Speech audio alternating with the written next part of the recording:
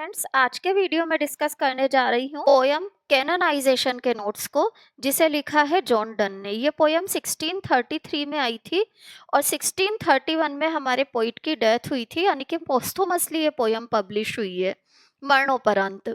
Songs and sonnet जो उनका collection था, जिसमें उनकी कई कविताएं मरणोपरांत पब्लिश हुई, उनमें से ही एक पोयम हमारी कैनोनाइजेशन है।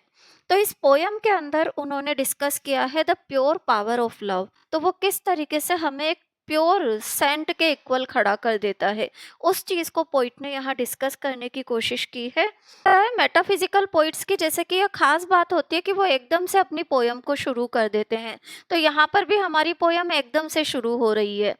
भगवान की खातिर तुम तो चुप ही रहो और मुझे प्रेम करने दो। जैसे तो कोई व्यक्ति उससे बहस कर रहा हो कि क्या प्रेम की बातें करते रहते हो, क्या प्रेम में खोए हुए हो, और उससे अब वो जवाब दे रहा है इस पोयम के माध्यम से। कुछ इस तरीके के भाव हमें देखने को मिलते हैं। आप लोगों को ये भी पता होगा जॉन डन मेटाफिजिकल पोइट है। पोयम को टोटल उन्होंने 5 स्टैंजाज में बांटा है। टोटल 45 लाइन्स की पोयम है। तो चलिए देखते हैं पोयम को। फॉर गॉड्स सेक, भगवान की खातिर, होल्ड योर टंग, अपनी जबान को रोक लो, मत बोलो। लेट मी लव, मुझे प्रेम करने दो, लेट मी लव। और चाइड माई पॉलिसी, चाहे तुम मुझे मेरे कपकपाते हुए हाथ पैरों के लिए चाइड करो, डांट लो। पॉलिसी, हाथ पैर के कपकपाने की एक बीमारी होती है जिसमें हमारे हाथ पैर बहुत ज्यादा शेक करने लगते हैं। और माई गाउट, या फिर मुझे गाउट के लिए डांट लो। गाउट गठिया बाय, मुझे जो गठिया बाय की बीमारी है या पॉलिसी जो है उसके लिए तुम मुझे डांट लो।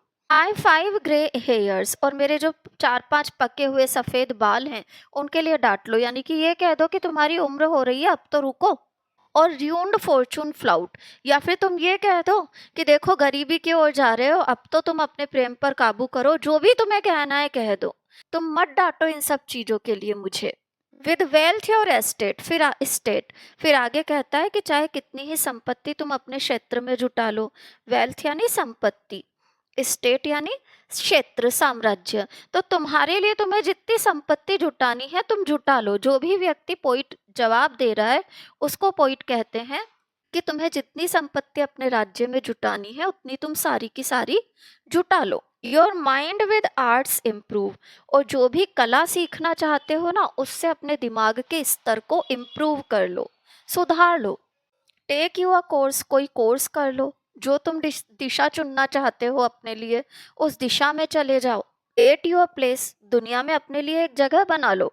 गेट यू अ प्लेस, एक स्थान बना लो, एक स्टैंडिंग बना लो इस दुनिया में तुम अपनी। तो तुम्हें करना है वो कर लो। ऑब्जर्व हिज ऑनर, या फिर जाओ और जाकर के राजा से मिल लो। ऑब्जर्व हिज ऑनर, आकर के तुम क्या करो, राजा से मिल लो, उसकी कृपा को पालो। ग्रेस यानी कृपा, उस राजा की तुम कृपा को पालो। और द किंग्स रियल, या फिर राजा को जाकर के वास्तविकता में आमने सामने देख लो। किंग्स रियल यानी कि वास्तव में हमारा राजा कैसा दिखता है, उसके सम्मान को पालो, उसकी कृपा को पालो, या फिर उसे आमने सामने देख लो। और फिर कंपेयर कर लो हिज स्टैम्प्ड फेस, किसे कंपेयर करो, जो छपा हुआ मुद्रा के रूप में उसका चेहरा होता है ना, स्टैम्प्ड। किंग के राजा के नाम की एक सील होती है। तो बोल रहा है कि सील पर जो राजा का चेहरा है और जो राजा रियल में है तुम्हारे सामने फेस टू फेस, उसको कंपेयर करके देख लो, तुम्हें समझ में आ जाएगा अंतर। तुम कर लो, जो तुम्हें करना है तुम करते रहो, जो भी चीजें तुम करना चाहते हो। कंटेम्पलेट, विचार कर लो। कंटेम्पलेट, विचार कर लो। वाट यू विल अप्रूव, जो भी चीज तुम पसंद करते हो, स्वीकार करते हो, उस हर चीज को तुम करो। इतनी सारी वो एक लिस्ट देते हैं कि ये करो तुम। चाहे मेरी पॉलिसी के लिए, गाउट के लिए मुझे डांट लो, मेरे बालों के लिए डांट लो, भाग्य के लिए डांट लो कि मेरा भाग्य मेरा साथ नहीं दे रहा है, जो तुम्हें करना है करो। चाहे अपने साम्राज्य में संपत्ति बढ़ाओ, कला से अपने ज्ञान को इम्प्रूव कर लो। Take you a course, get you a place, जो करना है करो, पर मुझे क्या करने दो। जैसे तुम जो चाहते हो वो कर रहे हो ना, so you will let me love, तो वैसे ही तुम मुझे भी वो करने दो जो मैं चाहता हूँ। मैं क्या चाहता हूँ, लेट मी लव, मुझे प्रेम करने दो, लेट मी लव। अब आगे नेक्स्ट स्टेंजा में पोइट कहते हैं, अलास अलास, अरे अरे, दुख प्रकट कर रहे हैं अलास से। हु इज इंजर्ड, किसे चोट पहुंची, who is injured by my love, मेरे प्रेम ने किसे चोट पहुंचा दी? Who is injured by my love?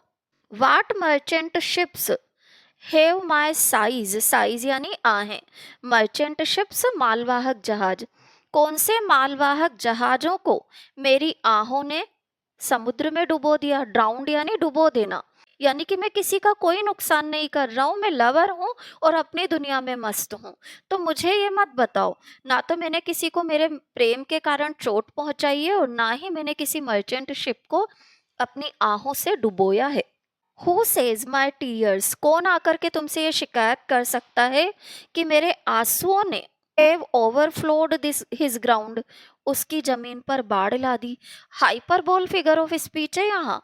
Poet कह रहे हैं मेरे आंसुओं से कहीं पर बाढ़ नहीं आ गई है, किसी ने तुमसे आकर के ऐसी शिकायत तो नहीं की होगी। When did my colds? और मेरी विनम्रता जो है, कोल्ड्स का मीनिंग यहाँ विनम्रता और ठंडक, जो मेरे स्वभाव में किसी से भी नाराजगी नहीं है, विनम्रता है। Forward spring remove? मेरे अंदर की उस ठंडी सी विनम्रता ने क्या आते हुए बसंत के मौसम को रिमूव कर दिया, रोक दिया क्या? यानी कि बसंत का सीजन भी जब आ रहा है तभी आता है, विंटर को जब आना है तभी आता है। All the seasons are running at their pace. तो जब किसी को भी कोई फर्क नहीं पड़ रहा, देन लेट मी लव, मुझे मेरी दुनिया में मस्त रहने दो। When did my colds a forward spring remove? कब मेरे अंदर की ठंडक ने या विनम्रता ने स्प्रिंग सीजन को रिमूव कर दिया? When did my heats? और मेरे प्रेम की अग्नि ने, हीट्स का मीनिंग यहाँ प्रेम की अग्नि से है, और मेरे अंदर जो वो प्रेम की अग्नि है ना, विच माई वेंस फिल, जो कि मेरी नसों में भरी हुई है। वेंस फिल, नसों में भरी हुई जो प्रेम की अग्नि है, जोश है। Add one more to the plaguy bill? Plaguy bill का मतलब है प्लेग से मरने वालों की संख्या। प्लेग या महामारी से मरने वालों की संख्या में क्या मेरे अंदर की जो प्रेम की अग्नि है उसने कुछ और लोगों की संख्या ऐड कर दी क्या? यानी कि मेरे प्रेम की अग्नि से, जो कि मेरी नसों में बह रही है, उस अग्नि ने किसी की भी जान नहीं ली है महामारी बन करके। तो क्या महामारी से कोई मरा और उसमें एक दो मेरे अंदर की जो अग्नि थी उसके कारण मरे क्या? Soldiers find Wars? फिर आगे पॉइंट बोलता है जो चाहता है व्यक्ति उसे वो मिल जाता है। जो सोल्जर्स होते हैं उन्हें युद्ध मिल जाता है, जो लॉयर्स होते हैं उन्हें कानूनी मामले मिल जाते हैं जो कि झगड़ों को के अनुसार चलते हैं। तो सब कुछ वैसा का वैसा ही चल रहा है, जिसको जो चाहा है वो मिल रहा है। तो मैं चाहता हूँ प्रेम, तो मुझे प्रेम मिलने दो। देखो क्या लिखा हुआ है आगे, सोल्जर्स फाइंड वॉर। सोल्जर्स जो होते हैं उन्हें युद्ध मिल जाता है। Lawyers find out still litigious men. कानूनी मामलों से संबंधित लोग लॉयर्स को मिल जाते हैं। लिटिजियस, जिनका कोई कानूनी मामला है, झगड़ा है, समस्या है, वो लोग कहाँ चले जाते हैं? लॉयर्स के पास मिल जाते हैं। यानी कि लॉयर्स को अपने काम के लिए जगह मिल जाती है और जो सिपाही होते हैं उन्हें युद्ध के मिल जाता है। विच क्वारल्स मूव? और जो ये कानूनी मामले होते हैं ना, ये झगड़ों के कारण ही तो गति करते हैं। तो सबको सब मिल रहा है जो जो चाहता है। दो she and I do love. और इसी प्रकार से हम दोनों क्या कर रहे हैं? प्रेम कर रहे हैं, तो हमें प्रेम मिल गया है। जिसे जो चाहिए वो मिल रहा है। सोल्जर्स को वॉर, लॉयर्स को कानूनी मामले, और हमें क्या मिला है? प्रेम। तो हमें प्रेम करने दो। नेक्स्ट स्टेंजा पर आइएगा। Call us what you will. Poet कहता है जो कहना है कह दो तुम हमें। Call us what you will, जो चाहे कहो। We are made such by love. हमें प्रेम ने ऐसा ही बना दिया है। मेड सच, ऐसे ही हो गए हैं हम तो प्रेम के कारण। Call her and me another fly. चाहे तो हम दोनों को तुम फ्लाई, मक्खी, कीड़ा या परवाना, हम दोनों को परवाना मान लो, जो मानना है उसे एक मुझे दूसरा। Call her one me another. We are tapers too. हम दोनों मोमबत्तियां भी हैं, शमा भी हैं। वी आर टेपर्स टू, हम वो मोमबत्ती भी हैं। अब मोमबत्ती आप लोगों ने देखा होगा, मोमबत्ती को जब जलाते हैं तो वो धीरे धीरे पिघलते पिघलते खुद ही खत्म हो जाती है। पोइट आगे बोल रहे हैं कि हम शमा भी हैं, हम मोमबत्ती भी हैं। And at our own cost die. हम अपनी गलती से मर रहे हैं, हम अपने प्रेम के कारण मर रहे हैं। जैसे परवाना खुद आकर के मरता है, आग के पास, मोमबत्ती के पास आकर के, या फिर शमा या मोमबत्ती जो होती है खुद जल करके खत्म हो जाती है। वो किसी को कोई नुकसान नहीं कर रही है। At their own cost they die. वो अपनी कीमत पर या अपनी हरकतों या अपनी चीजों के कारण मरते हैं, वो किसी का नुकसान नहीं कर रहे हैं। एंड वी इन अस, या फिर हम दोनों के अंदर, तुम ईगल और डव मान लो। प्रेम क्या होता है? एक प्रेमी शिकारी, दूसरा उसका शिकार। तो ईगल एक शिकारी पक्षी है और डव जो होता है कबूतर, फाख्ता जो हम बोलते हैं, सफेद पक्षी होता है। तो ईगल डव का शिकार करता है। तो पोइट कह रहा है या तो मुझे ईगल मान लो या उसे ईगल मान लो, या मुझे डव मान लो उसे डव मान लो। हम दोनों ने एक दूसरे का शिकार किया है और हम दोनों ही शिकार भी हैं। तो हम दोनों शिकार और शिकारी दोनों का रोल एक दूसरे के लिए खुद अदा कर रहे हैं। We in us find the eagle and dove. हम एक दूसरे के अंदर एक दूसरे का ईगल भी हैं, एक दूसरे का डव भी हैं। फेनिक्स रिडल हेथ मोर विट। मोर विट ज्यादा, जो फेनिक्स रिडल की कहानी है ना, उसके और हमारी बुद्धि है, उसके और हमारी स्थिति एक जैसी है। फेनिक्स क्या था? अब फेनिक्स माइथोलॉजी में बताया गया है कि ऐसा पक्षी है जो कि अपने तरह का 100 साल में एक ही उत्पन्न होता है। और ये पक्षी 100 साल जब इसकी उम्र पूरी हो जाती है तो इसके अंदर से एक अग्नि उत्पन्न होती है और इस अग्नि में ही ये जल करके खत्म हो जाता है। और जो वो अग्नि होती है, उसी अग्नि में से एक दूसरा पक्षी जन्म लेता है। तो फेनिक्स जो होता है वो एक ऐसा पक्षी है जो कि अपने तरह का एक है, यानी कि मेल और फीमेल दोनों सेक्स एक ही के अंदर हैं। तो पोइट बोलता है फेनिक्स की जो पहेली है ना, उसकी बुद्धि के आधार पर तुम तुलना करोगे तो वो हमारे अंदर तुम्हें मिल जाएगी। हम दोनों भी एक ही हैं, कहने के लिए अलग अलग है पर हम दोनों भी उस फेनिक्स जैसे हैं। द फेनिक्स रिडल, जो फेनिक्स की कहानी या पहेली है ना, Heath more wit by us. उसको अगर समझना है, विट यानी बुद्धि, समझ, उसकी समझ को अगर ग्रहण करना है तो हमसे कर लो कंपेयर, बाय अस, हमसे कंपेयर कर लो फेनिक्स की कहानी को, तो तुम्हें पूरा ज्ञान मिल जाएगा। वी टू बींग वन, हम दोनों भी कैसे हैं? दोनों हैं, दो हैं पर हैं एक ही। जैसे फेनिक्स में दो एक ही हैं, मेल और फीमेल दोनों एक ही फेनिक्स के अंदर है, वैसे ही हम दोनों भी एक ही हैं। आर इट, हम उस फेनिक्स के जैसे ही हैं। आर इट, हम बिल्कुल इसके जैसे ही हैं। Are it, so to one neutral thing both sexes fit. तो जैसे फेनिक्स के अंदर, जो कि एक न्यूट्रल थिंग है, उसके अंदर दोनों सेक्सेस हैं, वैसे ही हम दोनों भी एक दूसरे के अंदर एक हैं। वी डाई, हम मरते हैं, डाई, एंड राइज, और फिर जन्म ले लेते हैं, द सेम। हम मरते हैं, कैसे मरते हैं? प्रेम के लिए, और प्रेम के कारण ही हम फिर से जन्म लेते हैं। राइज द सेम, जिस कारण से हम मरते हैं प्रेम का कारण है जिसके कारण हम मरेंगे, और उसी प्रेम के कारण हम फिर से जन्म ले लेंगे। Rise the same and prove mysterious, और हम साबित होते हैं रहस्यमय। प्रूव मिस्टीरियस, क्यों साबित होते हैं रहस्यमय? बाय दिस लव, इस प्रेम के कारण हम रहस्यमयी साबित होते हैं। ये प्रेम हमें एक रहस्यमयी प्राणी बना देता है। नेक्स्ट स्टेंजा देखिएगा, we can die by it, इस प्रेम के लिए हम मर जाते हैं। If not live by love, अगर प्रेम से जी नहीं सकते या प्रेम के साथ जी नहीं सकते तो हम इस प्रेम को अपने अंदर लिए मर जाते हैं। We can die by it if not live by love, वही कि प्रेम, अगर साथ में प्रेम करते हुए जी नहीं सकते तो मर जाएंगे हम, तो कर लेंगे हम ये। We can die by it if not live by love. If unfit for tombs, हो सकता है हमारा जो ये प्रेम है ना, उसके कारण हमें टॉम्स का अधिकारी ना माना जाए। टॉम यानी मकबरा। हो सकता है हमारे प्रेम के कारण कोई ये नहीं कहे कि हम महान मकबरों के लायक हैं। एंड हीयर्स, और हीयर्स वो रथ या वो गाड़ी जिसमें कि एक मृत व्यक्ति के शरीर को ले जाया जाता है, वो होता है हीयर्स। तो पोइट बोल रहा है हो सकता है हम किसी मकबरे या उस मृत्यु रथ के इक्वल ना हो, उस हीयर्स के इक्वल ना हो, हमारी लव स्टोरी के कारण।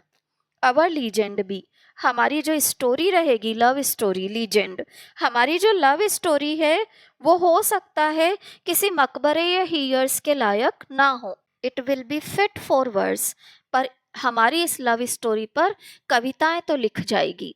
कई कविताएं लिखी जाएगी हमारी इस प्रेम कहानी पर। वर्स, फिट फॉर वर्स, हम एक वर्स के लिए तो फिट हो जाएंगे। And if no piece of chronicle we prove, अगर हम इतिहास का हिस्सा नहीं भी बने, हम खुद को इतिहास का हिस्सा साबित नहीं कर पाए, क्रॉनिकल इतिहास, अगर हम खुद को इतिहास का हिस्सा साबित नहीं कर पाए, we will build in sonnets, तो भी हम क्या कर पाएंगे, जो सोनेट लिखे जाते हैं ना 14 लाइन की पोयम, प्रिटी रूम्स, उनमें अपने लिए पर्याप्त जगह हम बना लेंगे। प्रिटी पर्याप्त, अच्छी, रूम्स जगह, हम क्या करेंगे, सोनेट्स के अंदर अपने लिए एक जगह सिक्योर कर लेंगे, चाहे हमारे लिए मकबरे बने या ना बने, हीयर्स हो ना हो, हम कहानियों इतिहास का हिस्सा न बन पाए पर एक कविता का हिस्सा तो हम बन जाएंगे, सोनेट्स में तो हम अपने लिए एक जगह बना ही लेंगे। आगे पोइट बोलता है, as well a well wrought urn becomes the greatest ashes as half acre tombs, ऐसे वेल रोट, अच्छा, जिस पर नक्काशी की जाए, चित्र वगैरह उकेरे जाएं, वेल रोट। अर्न क्या होता है, बर्तन, एक ऐसा बर्तन, एक्चुअल में अर्न से रेफर किया जाता है एक ऐसे बर्तन को जिस बर्तन के अंदर एक मृत व्यक्ति की राख को रखा जाता है, वी कैन से कलश। तो बोलता है पोइट कि एक अच्छा सुसज्जित जो कलश होता है ना, जिस पर चित्र बनाए गए हैं, कुछ उकेरा गया है, उस कलश के अंदर क्या होता है, महान लोगों की राख को रखा जाता है, ग्रेटेस्ट महान, एशेस राख, जैसे कि वो एक अच्छा खूबसूरत सा कलश होता है जिसमें कि महान लोगों की राख को रखा जाता है। एज हाफ एकड़ टोम्ब, या फिर वो टोम्ब होता है, मकबरा होता है, जो कि हाफ एकड़ की जमीन को कवर करके फिर बनाया जाता है। एक्चुअल में कई महान लोगों के या कई ऐसे मकबरे हैं जो कि दुनिया में बने हुए हैं, किसी मृत व्यक्ति के, महान राजा रानी के, ऐसे मकबरे बने हुए हैं। तो बोलता है आधा एकड़ की जमीन को कवर करके अगर किसी का मकबरा बना हुआ है तो वो ग्रेट लोगों के बने हुए हैं। जिस प्रकार से इन ग्रेट लोगों के लिए उनकी राख किसी कलश में रखी गई है या किसी टोम्ब में उनके शरीर को रखा गया है, उसी प्रकार से बाय दीज हाइम्स, ये जो हम पवित्र गीत लिखे जाएंगे ना, बाय दीज हाइम्स, हमारे सम्मान में जो पवित्र गीत लिखे जाएंगे उनके द्वारा, ऑल शेल अप्रूव, सब स्वीकार करेंगे कि हम भी क्या हैं, इसी प्रकार का एक मकबरा इन कविताओं में हमारे लिए बना चुके हैं। ऑल शेल अप्रूव, सब अप्रूव करेंगे, अस कैनोनाइज्ड फॉर लव, हर कोई अप्रूव करेगा कि हम भी प्रेम के लिए कैनोनाइज हो चुके हैं। कैनोनाइज क्या होता है, कैनोनाइज पर्टिकुलरली मतलब होता है चर्च के नियमों के द्वारा किसी व्यक्ति को मरणोपरांत संत साबित करना। तो पोइट बोल रहा है संत की उपाधि मिल जाएगी हमें भी, किस कारण से मिलेगी, बाय लव, प्रेम के कारण। तो जिस प्रकार से महान लोगों की कब्र होती है, मकबरे होते हैं, अर्न होते हैं, ठीक उसी प्रकार से हमारा प्रेम हमारे लिए वो अर्न होगा, हमारे लिए वो टोम्ब होगा, जो कि हमें क्या साबित करेगा, संत साबित करेगा, महान साबित करेगा। नेक्स्ट स्टेंजा पर आइएगा, एंड दस इन्वोक अस, और जब हम एक संत बन जाएंगे तो क्या होगा, इन्वोक अस, जो आने वाली पीढ़ियां है ना वो हमारा आह्वान करेगी। इन्वोक यानी आह्वान करना, प्रार्थना करना। हम इतने पवित्र हो जाएंगे अपने प्रेम के कारण कि आने वाली पीढ़ियां हमारा आह्वान करेंगी, हमसे प्रार्थना करेंगी। और क्या प्रार्थना करेंगी वो आगे बोलता है poet, you home reverend love, तुम जिसने प्रेम को पूरा सम्मान दिया, रेवरेंड लव, तुम वो लोग हो, हम दोनों प्रेमी प्रेमिका, पोइट बोलता है हमसे आने वाली पीढ़ी प्रार्थना करेगी। और क्या प्रार्थना करेगी, कि तुम लोगों ने प्रेम को सम्मान दिया, मेड वन अनोदर्स हर्मिटेज, और एक दूसरे के हृदय में अपने लिए एक पवित्र आश्रम या घर बना लिया। ईच वन अनोदर्स, एक दूसरे का, हर्मिटेज होता है आश्रम, संत या सन्यासी का निवास स्थान। क्योंकि लव के कारण पोइट और उसकी बिलवेड संत साबित हो जाएंगे, तो पोइट कहता है कि तुम, आने वाली पीढ़ियां हमसे ये प्रार्थना करेगी कि तुम वो दो प्रेमी संत हो जिन्होंने एक दूसरे के हृदय में अपने लिए आश्रम, कुटिया या एक तीर्थ बना लिया, एक दूसरे के हृदय को ही अपना तीर्थ समझा, ऐसे लोग हो तुम। You to whom love was peace, हमसे प्रार्थना करके कहा जाएगा कि तुम वो लोग हो जिनके लिए प्रेम ही क्या है, शांति था। प्रेम शांति का माध्यम था, तुम वो संत हो प्रेम के। दैट नाउ इज रेज, पर आज की दुनिया में प्रेम का रूप क्या हो गया है, विकृत हो गया है। क्रोध का रूप ले चुका है प्रेम। रेज यानी क्रोध। बोलता है तुम वो संत हो जिनके लिए प्रेम शांति का कारण था, वहीं आज की दुनिया में प्रेम क्रोध गुस्से का कारण बन चुका है। Who did the whole world's soul contract and drove into the glasses of your eyes? तुमने क्या किया था, पूरी दुनिया को सीमित कर लिया था। कॉन्ट्रैक्ट यानी सीमित कर देना, नेरो कर लेना। And drove into the glasses of your eyes, glasses of your eyes आंखों का आईना कह सकते हैं हम। तुमने क्या किया था, एक दूसरे की आंखों के आईने में अपनी छवि देख करके अपनी पूरी दुनिया निश्चित कर ली थी। तो तुम वो लोग हो जिनके लिए पूरी दुनिया एक दूसरे की आंखों में समाहित थी। सो मेड सच मिरर्स, ऐसा आईना बन चुके थे तुम एक दूसरे के लिए।